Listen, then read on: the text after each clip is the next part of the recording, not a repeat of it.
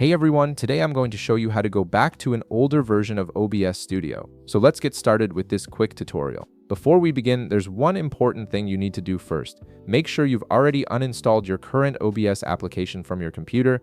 This is crucial because having two versions installed at the same time can cause conflicts and prevent the older version from working properly. So go ahead and uninstall OBS completely before moving forward with these steps. Now let's get started with the actual process.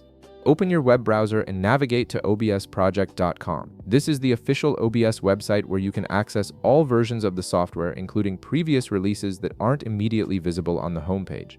Once you're on the OBS project website, look toward the upper right corner of the page. You'll see a button labeled Download. Go ahead and click on it. This will take you to the main Downloads page where you can access different versions and builds of OBS Studio.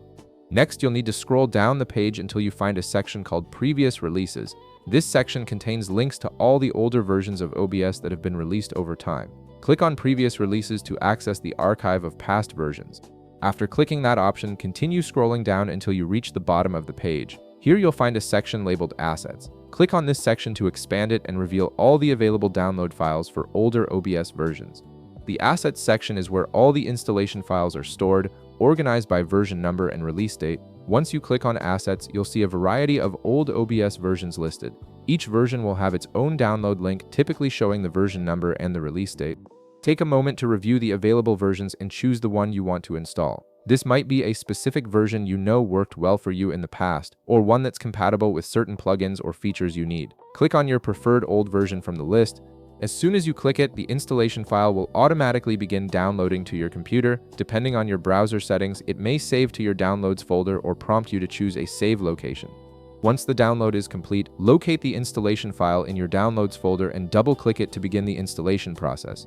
Simply follow the installation steps that appear on your screen, just like you would with any other software installation.